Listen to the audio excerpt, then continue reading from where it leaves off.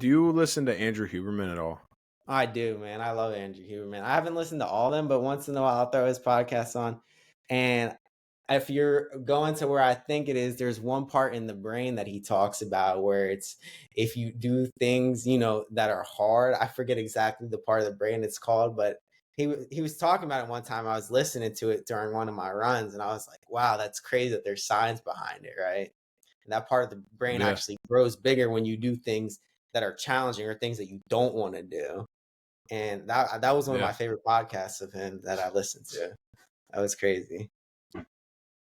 And he also said that it was directly linked to the will to live. Not even the will to do something, but the actual will to live.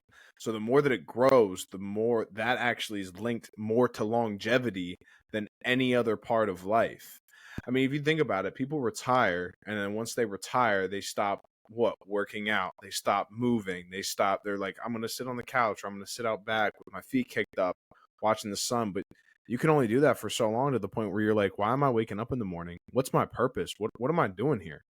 And then once you finally, like, I think Chris Williamson talks about it on Joe Rogan's podcast. He's like, every time someone retires, they should be given a dog, because then at least you have a reason. You have something that, wants to go outside, or wants food, or wants to be pet, or, makes a mess. And then you have to, like, like, these things are so hard, but like, at least it still gives you that will to keep going and that will to keep living.